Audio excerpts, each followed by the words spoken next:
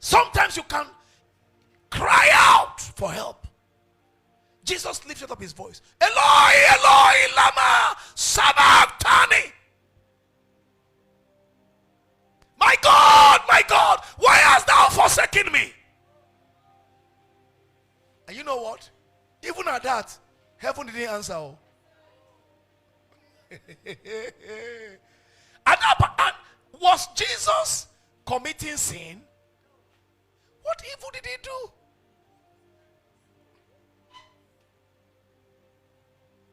He was doing the bidding of the Father. Have you ever been on the right track and you felt abandoned? And then you begin to ask yourself, is it a crime to live right? Is it a crime to be doing the right thing? Do you know you get into more problem by doing the right thing than doing the wrong thing? If you are doing what is wrong, Satan won't bother you because you are his candidate. Now look up. Many of you are here. If Satan has stopped bothering you, then you are useless to heaven. You are useless to God.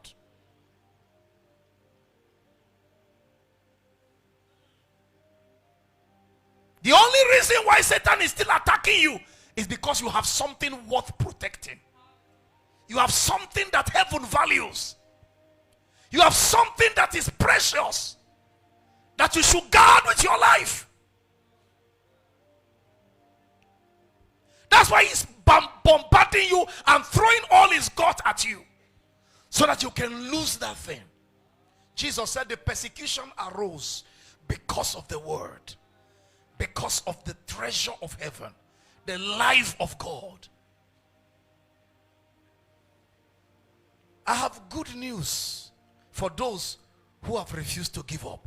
You will soon get to the top. Yes. I have good news for those who are about to give up and they are tired. He says, say to the weary hands, your God cometh. Say to them that your warfare is accomplished and the day is about to break. The darkest point before daylight is usually the last point before the breaking of day. And I say to somebody this hour, it is daybreak already. The sun is about to rise, piercing through the horizon, shining forth, bringing forth your light. And I see captivity changing. I see power changing hands. In the mighty name of Jesus. Finally, to overcome the spirits of these last days, we must contend for the faith that was once delivered to the saints. There was a particular kind of faith that was delivered to the saints. That faith is not popular these days. Amen. I said it is not what? In fact, the people of this generation don't know God. They don't know him. I can tell you that. And it is because they don't know him that they don't understand his word. So they can twist the word of God to mean whatever they want the word to say. And then, try to baptize it with all manner of catchwords.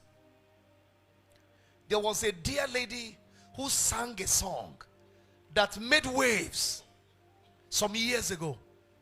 In short, that song brought her to limelight. She won the gospel award that year by that song she sang. Recently, with all that happened, I saw her post on social media, and she said she has decided not to allow religion to tie her down anymore. And what she's calling religion is what God's word says. It is dangerous when the truth of the word of God is now being watered down and being reduced to a mere religious practice. That is a strategy from the pit of hell to make you downplay and downsize the truth, so that you can look down on the word by just looking at it as a careless, as an ordinary thing. Hallelujah. It is time to be strong. It is time to be strong. I know that when we preach this kind of message, Satan gets very angry, gets uncomfortable, and he'll be causing distractions here and there. I'm okay with it. I'm used to it. He knows me and I know him. He knows that all such distractions doesn't shake me. I'm used to it for years. I'll keep preaching. Those who will hear, will hear.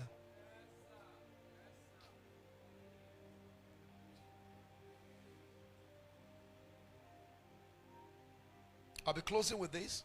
In Jude, verse 3, Jude is only one chapter. He said, beloved, when I gave all diligence to write unto you of the common salvation, it was needful for me to write unto you and to exhort you that ye should earnestly, somebody say earnestly, contend for the faith which was once delivered unto the saints. Earnestly. Can you give me another version? Any other version you have? Earnestly contend. Beloved, my whole concern was to write to you in regard to our common salvation, but I found it necessary and was impelled to write you and urgently appeal to you to and exhort you to contend for the faith which was once for all handed down to the saints.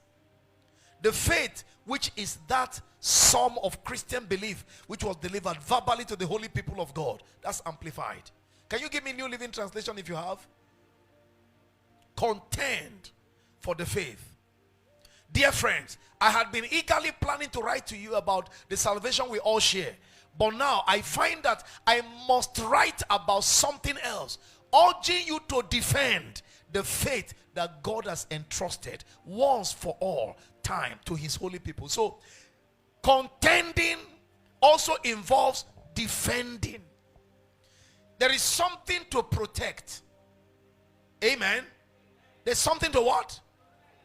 Look at your neighbor. Say, there is something in you that you should protect. Yes, look at him seriously. He said, there is something you must protect. Your life depends on it. You have no future with God outside it. Your faith in God.